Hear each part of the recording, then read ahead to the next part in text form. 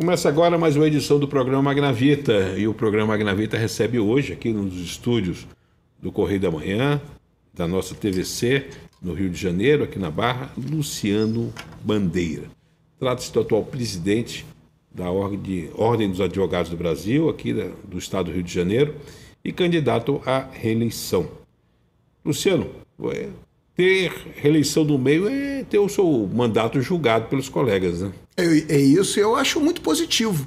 Eu acho esse critério de você ter a resposta dos advogados nesse momento, se a gente está fazendo uma boa gestão ou não, e eu acredito que a gente está fazendo, mas eu acho muito positivo. Qual foi o primeiro mandato? É de quanto tempo? 3 anos. 3 anos. Então, na realidade, eu brinco então, que são 6 anos com a revisão no meio, né? É isso, é verdade. Eu queria que você falasse um pouco, já que estamos falando da questão de mandato, de balanço, diferente de quem está entrando, quem está postulando renovar tem que prestar contas. Lógico. Quais são os pontos altos da sua primeira gestão? Eu acredito que o ponto alto da gestão, o nosso ponto alto da gestão foi o enfrentamento a esse momento da pandemia. Cláudio, a pandemia foi difícil para todo mundo, mas para a advocacia especificamente foi muito duro, porque a gente ficou com o judiciário fechado há muito tempo. Não é? Para você ter uma ideia, hoje, dia 10, eu estive hoje na porta do Tribunal Estadual do Trabalho, porque finalmente nós conseguimos abrir a Justiça do Trabalho. Então ela ficou praticamente 2 anos fechados. E eu acredito que o ponto alto foi isso. Nós tivemos que nos reinventar. Nós precisamos 2 coisas. Quando a gente ficou nesse mundo virtual telepresencial, a gente precisou entregar para os advogados e para as advogadas os equipamentos necessários para que eles pudessem subsistir, continuar trabalhando nesse momento. E aí a gente lançou o projeto. Mas sim, eu quero que você fale isso, mas muitos advogados dependem da sala da OAB, né? Exatamente, é isso, da sala da OAB. Então nós tínhamos uma estrutura, para você ver, Cláudio. Dentro dos fóruns, né? Nós chegamos à estrutura de 242 estruturas em todo o estado, ou seja, sedes, que a gente chama de casas da advocacia, espalhadas pelas 63 subseções. E nós tínhamos as estruturas dentro dos fóruns também.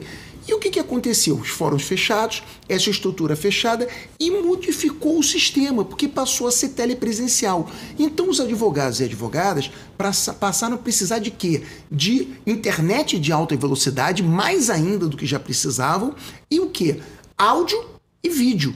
E então a gente precisou se reinventar. Nós lançamos o projeto dos escritórios digitais. E a gente, até dia 15 de setembro desse ano, a gente entregou 316 escritórios digitais para todo o estado.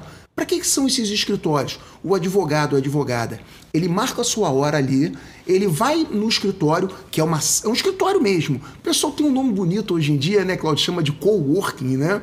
E aí, nesse escritório, ele faz a sua audiência, a sua sustentação oral, com total privacidade, ar-condicionado, mesa, cadeira, computador e internet de alta velocidade, que a gente sabe que a infraestrutura de internet, ela deixa muito a desejar.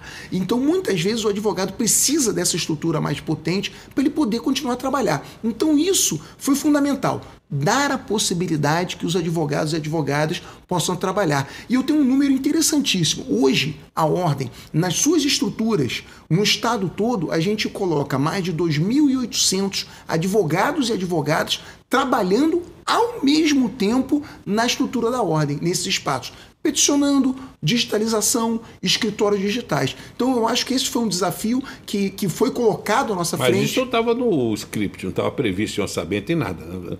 Você teve que reinventar isso. Tivemos que reinventar, que foi o que eu te falei, que você observou muito bem, Cláudio. Primeiro a gente tinha aquelas grandes salas dentro do fórum, mas o fórum está fechado. Como é que a gente vai fazer? A gente teve que tirar de dentro do fórum. Então a gente fez casas da advocacia fora. Eu dou um exemplo. Aqui no Recreio dos Bandeirantes, aqui pertinho de onde a gente está, no Recreio dos Bandeirantes, nós tínhamos um elenco de 3.500 advogados que não tinham nenhuma estrutura. Tinha uma bela sala dentro dentro do fórum, tinha a sede da subseção, mas lá no Recreio não tinha nada. Nós construímos uma casa da advocacia, que você tem escritórios digitais, centrais de peticionamento, digitalização e funcionários da ordem para atender. Da mesma forma, nós fizemos o quê? Nós fizemos lá em Maricá e em Itaipuaçu, porque é muito distante a região, distante do fórum, e a gente precisava colocar fora. A gente fez na região oceânica de Niterói, para você ver que é muito distante ali da Amaral Peixoto. A gente fez até em Carmo, que era uma cidade pequena do interior do estado, que não tinha essa estrutura, e a gente levou para fora. E na nossa região serrana? Nós estamos falando para a TVC, para Petrópolis, Teresópolis, para Friburgo. Como é que você fez na região serrana? Na região serrana nós fizemos um trabalho que eu considero um trabalho fantástico. Para você ver, em Friburgo nós ampliamos o número de escritórios digitais na própria sede da subseção, que é muito centralizada, que é uma sede muito boa, mas a gente duplicou o número de escritórios digitais para que os advogados tivessem esse atendimento. Em Teresópolis, nós construímos uma sede nova, do zero, absolutamente pronta para os advogados e advogadas enfrentarem esse desafio da tecnologia. E em Petrópolis, que foi a nossa última entrega na região, nós entregamos mais de 12 escritórios digitais para que todos os advogados da região estivessem prontos para enfrentar esse grande desafio. E foi um grande desafio, mas eu acredito que a gente está conseguindo passar e, se Deus quiser, ano que vem a gente volta a todo vapor. Você acha que a justiça, na questão das audiências telepresenciais, perdeu um pouco o olho a olho com o juiz, o advogado, o contato físico? Ele consegue ser plenamente trocado por uma audiência telepresencial? Eu tenho certeza que não, Cláudio. Mas eu divido de duas formas. Eu divido isso. Por exemplo, quando a gente fala da sustentação oral, que são os julgamentos nos tribunais, lógico que a qualidade, há uma perda da qualidade. O advogado, a advogada na tribuna, o olho no olho, como você falou, o gestual, tudo isso faz diferença. Né? O subtexto faz diferença. Mas tem uma vantagem. Por exemplo, eu dou sempre exemplo, o advogado que está lá em Santo Antônio de Pádua, que para sustentar um processo no TJ, ele tinha que encarar 5, 6 horas de carro para vir aqui. Muitas vezes o cliente não tinha condição de pagar uma diária para o advogado ficar num hotel, pernoitar, aquele processo ficava abandonado, ficava vazio, ninguém acompanhava o julgamento, só ia saber qual era o resultado no dia seguinte. O telepresencial, na segunda instância, permitiu isso. Pelo menos o advogado pode não ter a mesma qualidade de estar presente, mas ele tem eu estou aqui, os pontos relevantes são esses. Da mesma forma, nos tribunais superiores. Mas, quando a gente vai para a primeira instância, audiência de instrução e julgamento, aí, Cláudio, a tecnologia, ela não permite a qualidade necessária que a gente precisa para uma boa jurisdição. Sabe por quê? Porque existe uma coisa que é a identidade do magistrado, a percepção, a testemunha, e do próprio advogado, quando você está inquirindo a testemunha, o body language da testemunha, tudo isso no vídeo fica muito frio e a gente perde essa impressão pessoal. Então, eu sou um crítico muito grande das audiências de primeiro grau quando você está realizando em primeira instância. Eu acredito que não é o ideal, mas que houve um avanço na segunda instância. Eu queria agora voltar ao seu trabalho, porque é um trabalho de equipe. Você tem uma equipe, a sua chapa está sendo bem renovada agora. Aliás, você conseguiu pegar todas as correntes, é de uma pluralidade assim, que merece aplauso, a representação. E é a primeira vez que você tem também a cota feminina, a cota de etnia. Me fala como é que é a composição da chapa e me fala qual foi a equipe. Como foi o seu entrosamento com a atual diretoria? Eu tenho um entrosamento maravilhoso. Primeiro com a minha vice-presidente, a Ana Tereza Basílio, que é uma advogada que representa muito a força da mulher advogada.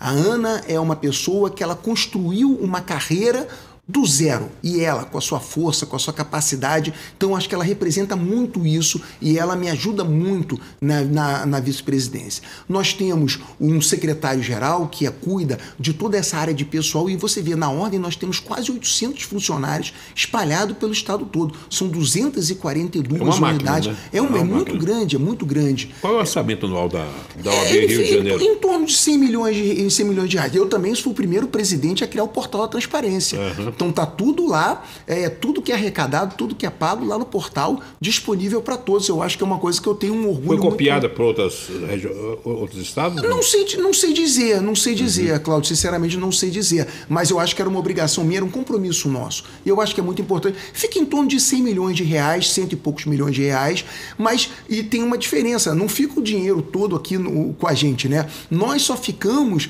com aproximadamente 60% desse valor, porque tem as divisões obrigatórias, né? Caixa de Assistência, Conselho Federal, Fundo de Desenvolvimento da Advocacia, que são verbas que são da anuidade, que vão para esses órgãos da Advocacia Nacional e não ficam aqui no Rio de Janeiro. Então a gente tem que fazer tudo isso só com o que sobra.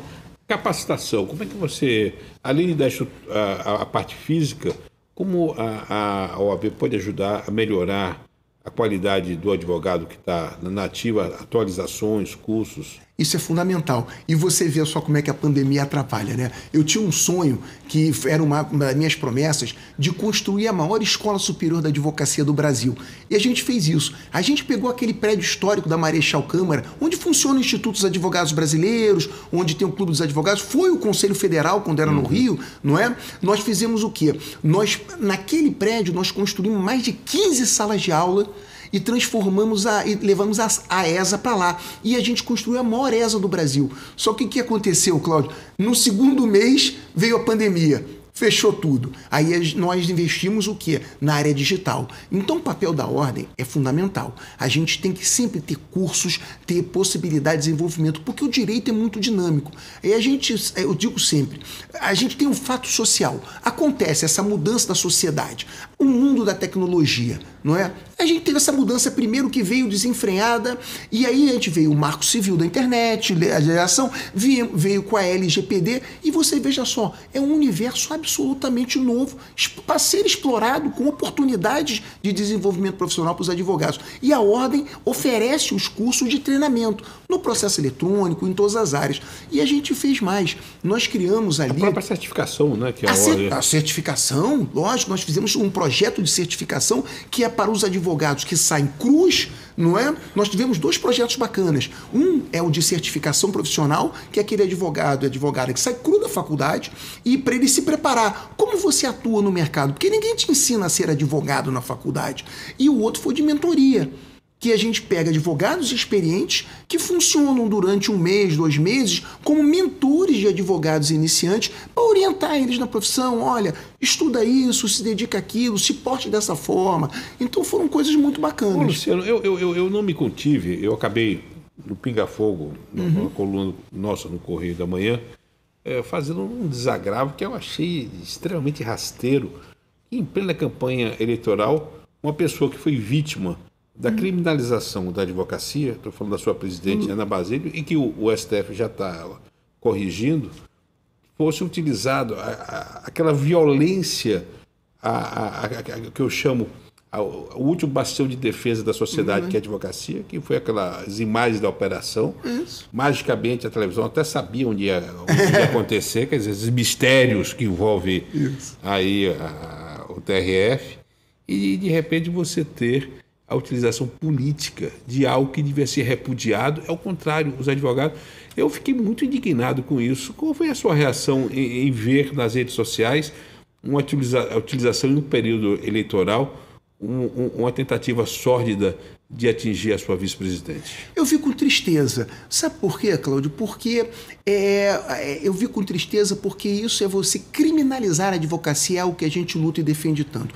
Eu fui muito criticado na época, muita gente me criticou na época, porque eu tive a postura firme. O Rio de Janeiro, que foi ao Supremo Tribunal Federal defender a advocacia, e isso já está resolvido, porque já foi publicado o acórdão do relator, foi o ministro Gilmar Mendes, ou seja, a questão está resolvida. Foi anulado todos os atos. Anulado tudo, porque que foi um absurdo, foi uma agressão, é aquela você querer confundir a atividade profissional, o advogado com o cliente. Então eu fico triste, pessoas que se propõem, e aí só pode ser isso, assumirem a ordem dos advogados, que a sua primeira missão é defender a advocacia, defender a nossa liberdade, defender cada advogado e cada advogada utilizar isso. Então eu vi com tristeza, mas fizemos com muita firmeza, nós nos manifestamos, eu até publiquei uma foto, porque nós temos que dar força, e eu não tenho vergonha nenhuma, aliás, tenho muito orgulho. Então eu publiquei na minha página uma foto minha com a minha querida Ana Tereza Basílio, abraçados e com uma nota de desagravo assinada por mim, porque eu acho que a baixeza numa campanha eleitoral, eu acho que é muito ruim, ainda mais numa campanha de ordem. Vamos discutir propostas, vamos discutir o que a gente pode fazer para a advocacia. O que não foi feito, o que vai ser feito, quer dizer, exatamente. Mas não, eu concordo, e parabenizo aqui em público essa sua atitude, porque nós que acompanhamos, demos manchete, fizemos a defesa veemente da advocacia, eu fiquei muito surpreso quando encontrei algo tão sórdido num período eleitoral que criminaliza aquilo que eu chamo a última barreira de defesa da sociedade, que é o direito de ter uma advocacia plena. Eu queria falar também, aproveitando essa questão de criminalização, a utilização da advocacia na questão, e aí já é a questão de coisas negativas, o uso. Por exemplo, eu acabei de publicar, no dia que nós estamos gravando essa entrevista, uma manchete no qual eu mostro que a refinaria Manguinhos, a Refit, que tem como grande operador um advogado, que é o Ricardo Andrade Magro, estavam prorrogando uma questão da recuperação judicial só para ter uma blindagem só para ter uma blindagem das execuções que a PGE, por exemplo, está fazendo. E eu também publiquei 2 dias anteriores que a empresa estava pagando para o senhor Ricardo Magro, para o escritório dele, a Magro Associados, faturas de 23 milhões, de 18 milhões, 7 milhões, uma empresa que tem uma recuperação judicial de apenas 60 milhões, ou seja, o que pagou de honorários é muito maior do que ela justificaria essa questão. Como é que você vê, nesse caso pontual, a advocacia sendo usada para malfeitos e para dar um calote no Estado de 6,8 bilhões de reais? Por que um advogado como esse não vai para o Conselho de Ética da OAB e não perde o seu registro na ordem? Bem, eu não sei se há, não sei te dizer se há algum processo correndo no Tribunal de Ética, porque como é que funciona para entender as temáticas? Nós temos primeiro um Tribunal de Ética e Disciplina, que é um órgão autônomo. Os membros são eleitos pelo Conselho Pleno, mas ele funciona de forma autônoma. Ele que é onde entram os processos de infração ético-disciplinar.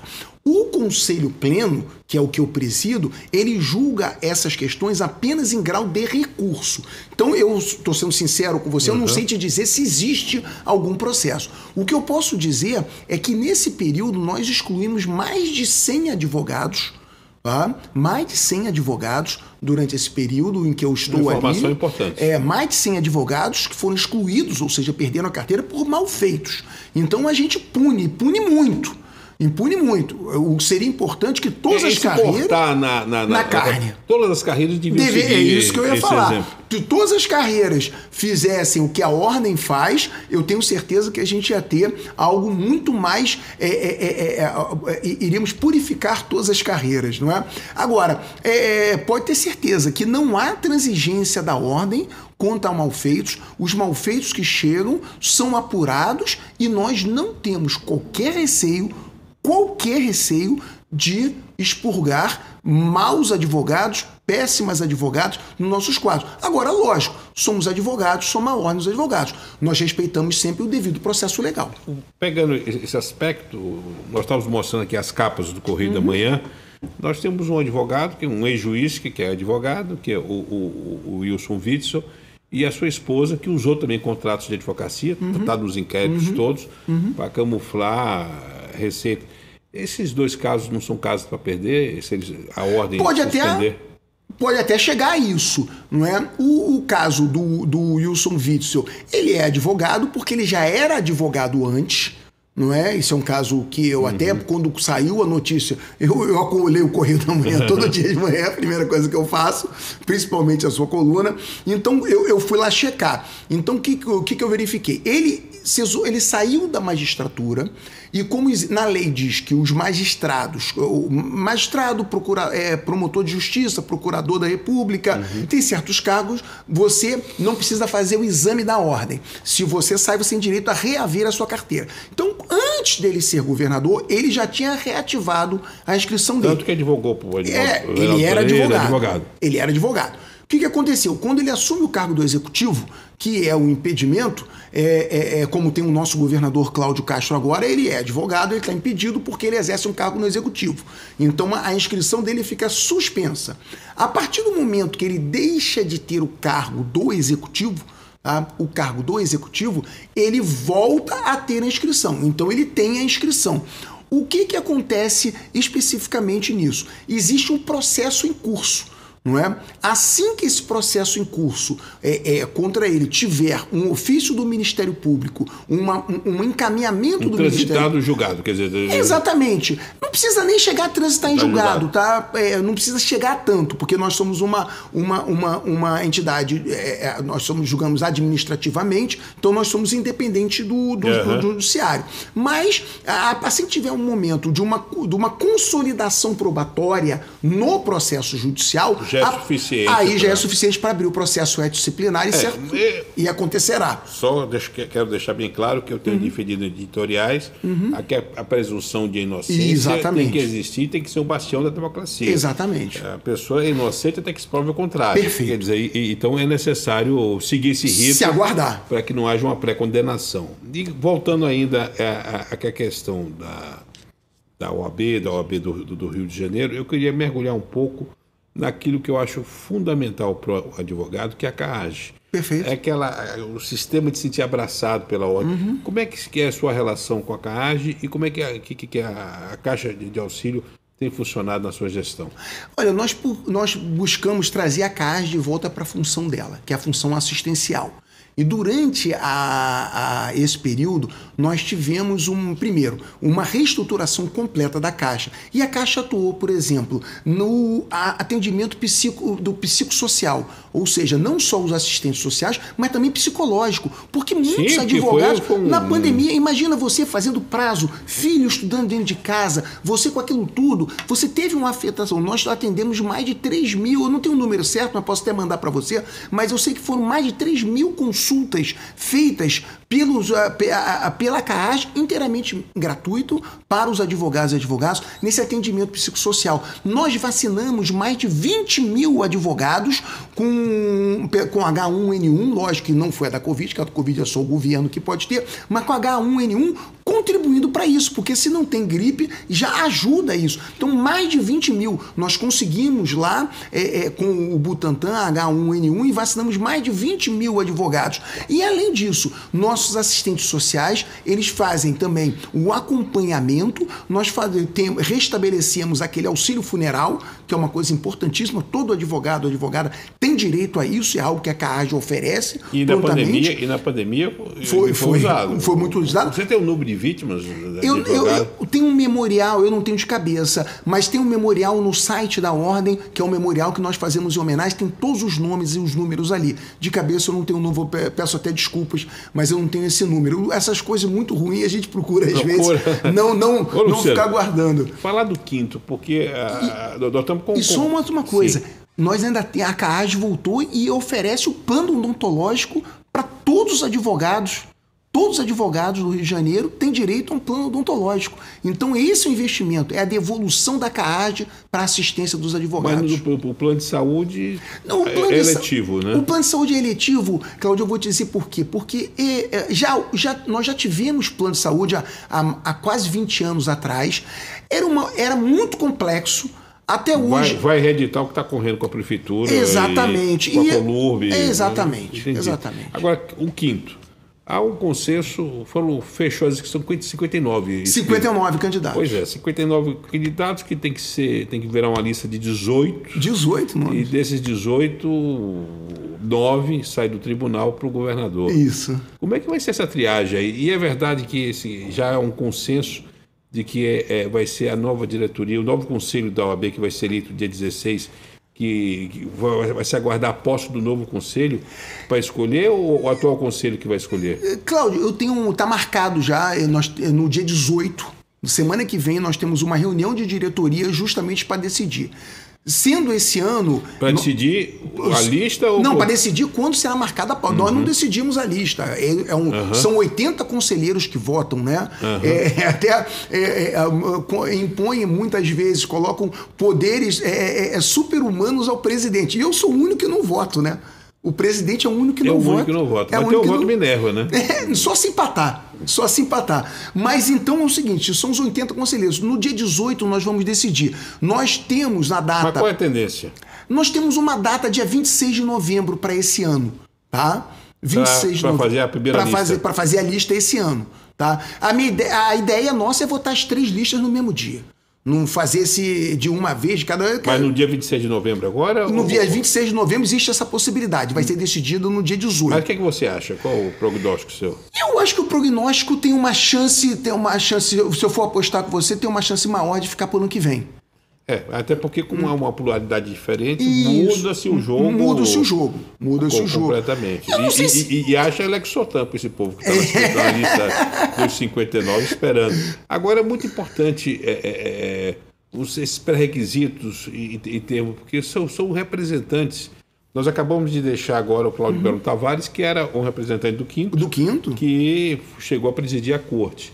É muito importante você ter esse processo de triagem muito e transparência, grande. Isso que é muito importante, né? Então há um processo... É recorde esse 59 ou já teve mais?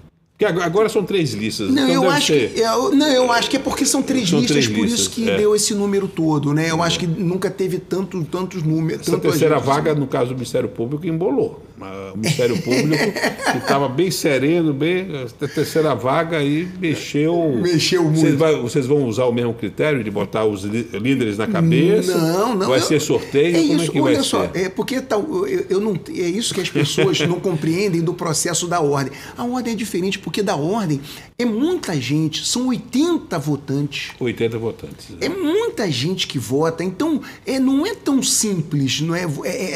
Essa mágica dessa organização é muito complexo isso. E são advogados. Mas a lista de corte vão ser os 18 mais votados? Como é que funciona? Aí primeiro abre a primeira lista. Aí vota aquela primeira lista. Os 59 podem entrar na primeira lista. Nem todos se inscreveram nas 3. Tem gente que se inscreveu em uma só, tem gente em 2. A maioria se inscreveu nas 3, tá? A maioria se inscreveu nas 3. Então, votam aquelas listas. Quem faz 41 votos, ele entra. Não é? Então, aí lógico, tem gente que vai fazer 70 votos, 80 votos... Né? Pode ser. Então faz aquela 80 votos, não, 79, né? Porque eu não voto.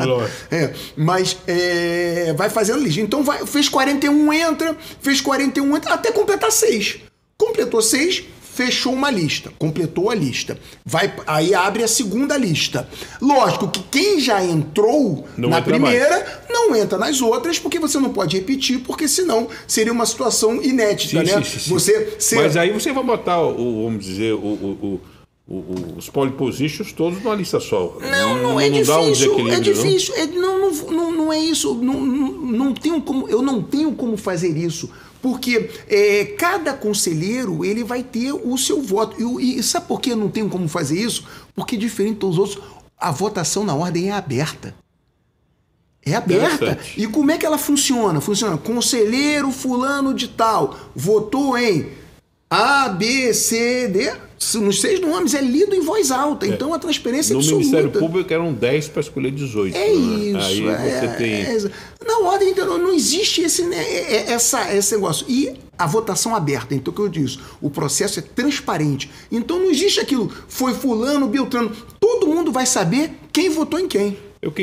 Vamos passar para mergulhar um pouco na vida do próprio Luciano Bandeira, falar um pouco dos seus aspectos pessoais, mas eu queria encerrar com uma questão. Ordem dos Advogados é partido político? De jeito nenhum. A Ordem dos Advogados, ela tem que representar a sociedade, e o partido da Ordem, uma coisa que eu falo, é a Constituição brasileira. É o que eu sempre digo. E como é que você vê, botar uma saia justa para você, como é que você vê o nosso presidente nacional nessa vida político-partidária aí? Eu acho que ele não é filiado a partido nenhum. O Felipe não é filiado a partido. O Felipe Santa Cruz atual. Não é filiado a partido nenhum. Mas já foi pré-lançado pelo Eduardo Paes, né? Não, e ele estava lá. Ele estava lá. Eu acredito, Cláudio, que essa gestão da OAB Nacional teve vitórias importantes. Por exemplo, a lei de abuso de autoridade, onde a gente conseguiu colocar lá a criminalização da violação das prerrogativas dos advogados, o processo que a gente consolidou a inclusão da advocacia no Simples, a inclusão da advocacia na questão de profissão essencial, vitórias que a advocacia teve no Supremo Tribunal Federal quanto à questão da percepção dos honorários de sucumbência, vitória para a advocacia pública quanto à questão dos honorários. Mas houve uma politização. Ele, quando estava na sua cadeira no OAB do Rio, ele já politizou. Ele abraçava o lulismo de uma forma... Eu acho que ele foi um presidente muito importante no momento de transição. E eu acredito sinceramente que ele teve uma posição de muita defesa dos advogados, das advogadas, nesses pontos importantes de construção legislativa. A advocacia nunca avançou tanto na construção legislativa, não é? E eu acredito o seguinte, que muitas vezes é um pouco diferente a posição de presidente do Conselho Federal, ele fica exposto a questões díspares, né? A questão diferente. Por exemplo, agora estão dizendo que é o confronto lá com o presidente da Câmara dos Deputados, o Arthur Lira. Por quê? Porque tem que defender os precatórios. Não é? Nós temos que defender os precatórios. É a posição que pode ser. Eu entendo a posição de uma necessidade de organizar lá orçamentário. Mas qual é a posição da ordem nisso? Nós temos que defender o pagamento dos precatórios, porque dentro do pagamento dos precatórios estão os honorários dos advogados. Exatamente. Então são decisões judiciais transitadas em julgados, a sociedade, o cidadão tem que receber e os advogados têm que receber seus honorários. Então eu acredito que pode ter algum momento, alguns rompantes, algumas manifestações, mas no conjunto eu acredito que a ordem avançou muito nessas pautas, principalmente na pauta legislativa. Eu tenho visto muitas petições que dá vontade de chorar, né? Erros de português, enfim. Nós temos um grande amigo que foi da casa, que é o fundador da faixa, o professor Hélio Alonso, que ele se especializou em dar aulas de latim, porque era a base do bom português, e dar aula de português, até que fez um curso de direito a partir da necessidade. E você é filho da dona Leila, que é professora de português. Como é que é? Ela puxava muito na sua orelha? Como é que é você fazer o dever de casa com dona Leila supervisionando na questão do seu português? Não, era duro, não podia errar no português, não. E ela era professora de português e literatura, e a especialidade dela era Machado de Assis. Então já viu que o meu trabalho era duro. Era duro. Ela puxava muito a minha orelha, não admitia. O seu irmão, que é médico, que é o mais velho, esse não teve muito problema, não. Estava na área de exatas, né? Tá na área de exatas, mas mesmo assim, até ele escreve português bem, porque lá em casa todo mundo tinha que ter um cuidado maior com a língua portuguesa. Ela é uma exigência. Luciano, nós temos aí, estamos aqui no estúdio, a eletricidade funcionando, e seu pai, como engenheiro elétrico, foi responsável pelas grandes usinas. Ele botou luz aí, seguiu dando luz no Brasil inteiro. Hein? Dá orgulho de olhar para trás e ver uma carreira, esse legado de seu pai? Eu tenho um orgulho muito grande. O meu pai, ele foi Qual o nome dele? Sérgio, já falecido, mas faleceu com 80 anos, mas me dá um orgulho muito grande, porque ele foi a primeira geração de engenheiros formados no Brasil, não é, que construíram as usinas hidrelétricas, esse grande avanço do Brasil, não é? Então, grande parte desses projetos, dessas usinas ali dos anos 70, início dos anos 80, o meu pai participou desse projeto, e eu acredito que ele é para mim, sempre um herói, mas foi uma das pessoas que contribuiu para o desenvolvimento do Brasil. Se a gente tem todo esse potencial hidrelétrico, não é? Ele tem uma participação muito importante ali, porque antes dele, os que faziam as usinas eram os engenheiros americanos que vinham para cá. Então eu tenho muito orgulho dele, eu acho que ele foi um brasileiro importante. Agora, quem tem uma leira e uma memória do Sérgio para preservar tem que andar direito. Por isso que você anda direitinho seguindo a cartilha do bom moço na OAB, né? Eu sei. Tem quem dá satisfação, né? Eu prefiro assim, eu prefiro ter a consciência tranquila e dormir bem à noite. Agora, você tem 2 filhas e a mais velha está fazendo direito.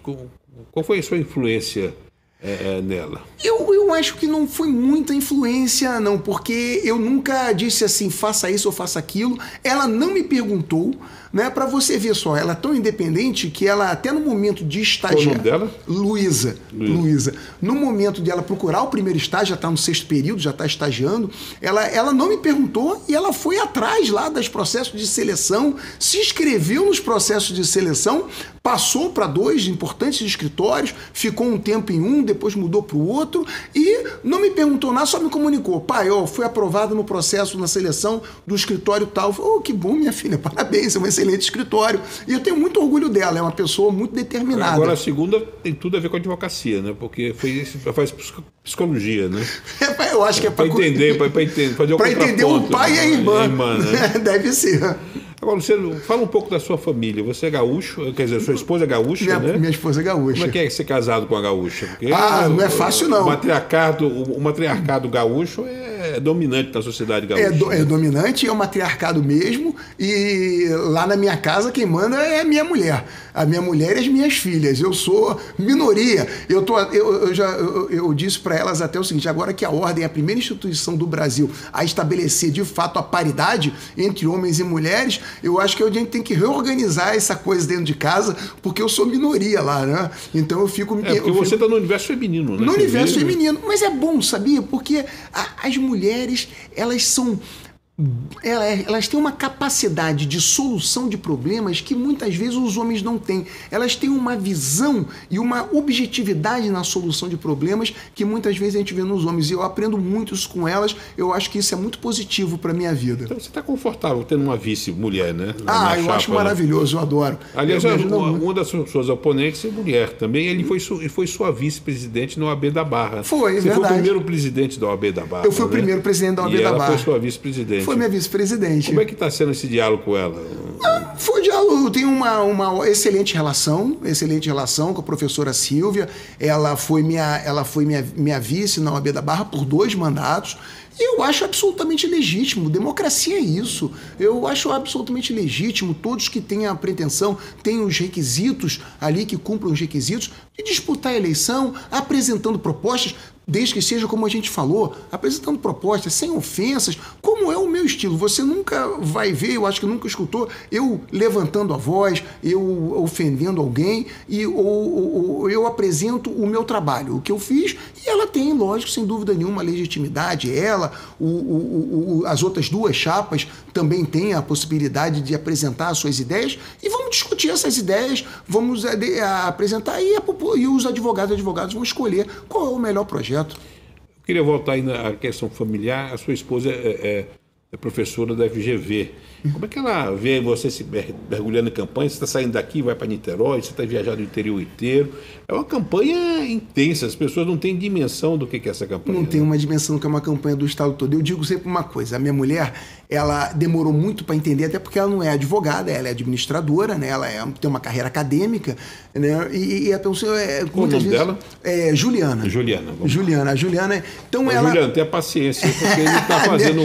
me ajuda um pouquinho. Ele está fazendo uma atividade que é fundamental. Eu acho que é muito a gente retribuir um pouco o que recebemos da nossa atividade. É, né? Isso que eu falo sempre. E eu explico para ela e falo para as pessoas, pergunto, por que você abre mão do escritório, abre mão, muitas vezes, do tempo com a família e tudo isso. E eu digo para todo mundo o seguinte, eu sou advogado há 27 anos, Cláudio, eu nunca tive outra atividade profissional. Eu nunca fiz nenhuma outra coisa na minha vida. Eu só fui estudante de médico, filho de engenheiro, de professora, irmão de médico. E por que o direito? Como é que o direito lhe tocou? O direito surgiu porque eu sempre gostei muito de história, gostei muito de ler, e eu, naquele momento, assim, acho que foi a profissão que me indicou para isso. E aí é o que eu explicava. E aí no direito, o direito, durante esses 27 anos, eu digo para as pessoas, o direito me deu a oportunidade de ter uma profissão, de criar minha família, ter uma vida. E eu acho que é o meu compromisso de retribuir. E eu estou cumprindo o meu período. Eu participo da minha última eleição no sistema da OAB, porque eu acredito que as tradições têm que ser respeitadas. No Rio de Janeiro, a tradição é de apenas uma reeleição, e essa é a única reeleição que eu vou disputar. É o meu último momento. Depois eu vou me dedicar integralmente ao meu escritório, voltar a me dedicar integralmente ao meu escritório. E então eu acho que é uma retribuição, porque eu marco muito uma coisa, que a gente teve um grande presidente da ordem, que foi Seabra Fagundes. Seabra Fagundes foi presidente nacional da ordem num momento muito difícil, né, no momento da redemocratização.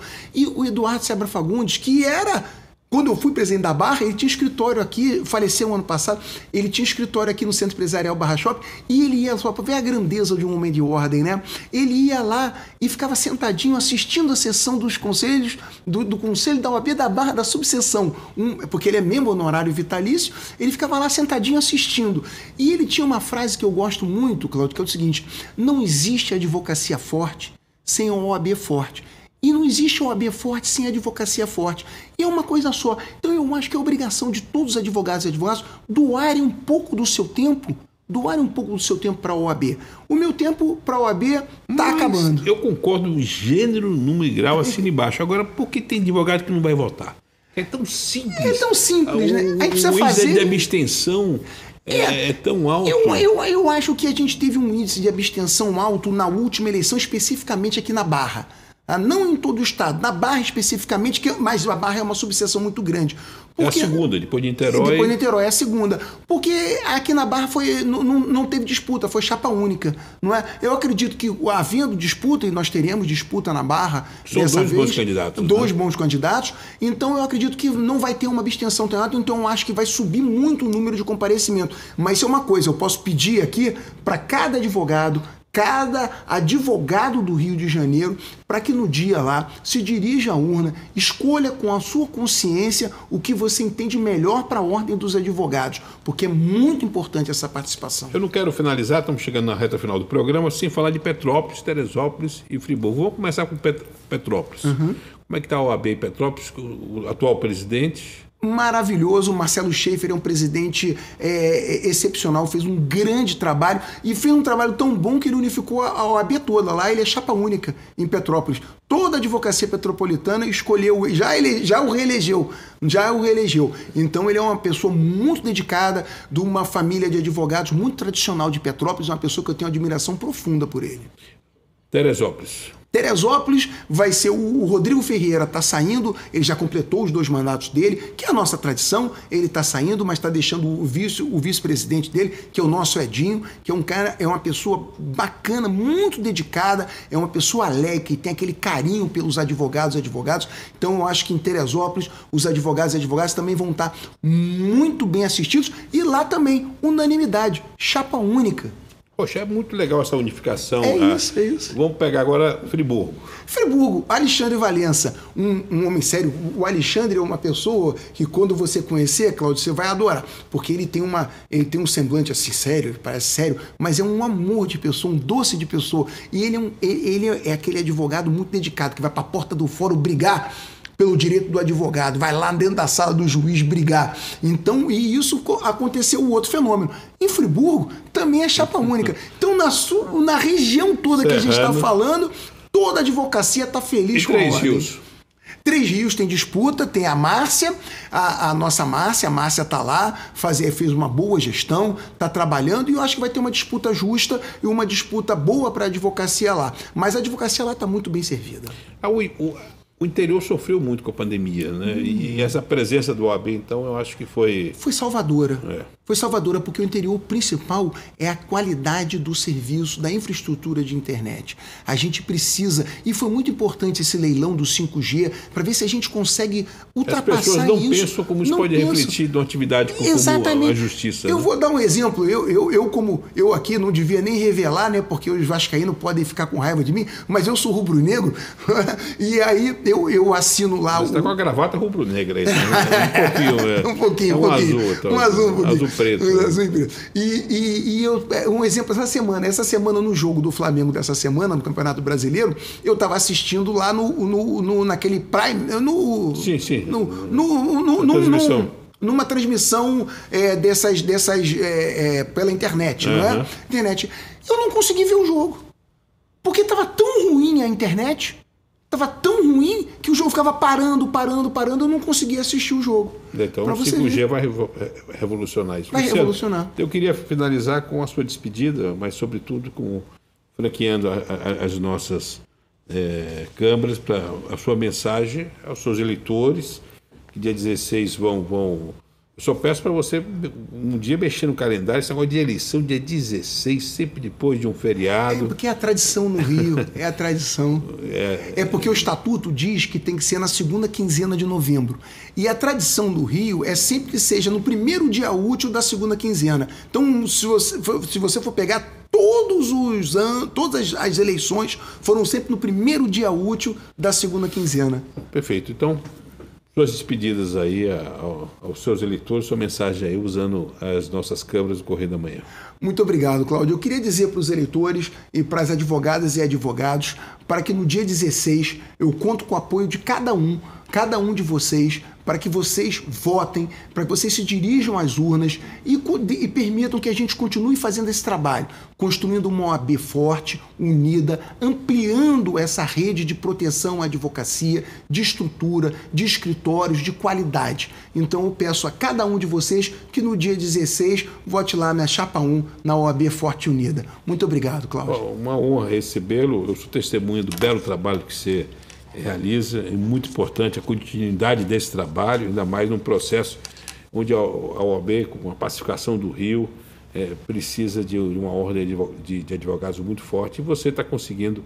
Eu sempre brinco, esses mandatos, para mim, que são mandatos com a única reeleição, é um mandato de 6 anos com a revisão no meio. E eu tenho certeza que o belo trabalho que você realizou vai lhe consagrar por mais um período. Muito obrigado, doutor Luciano Bandeira, a nossa participação aqui, o filho da dona Leila, participando aqui do nosso programa. E chegamos ao fim de mais esse programa especial, o programa Magnavita, hoje, conversando sobre o mundo fantástico da advocacia com Luciano Bandeira. Muito obrigado, Cláudio.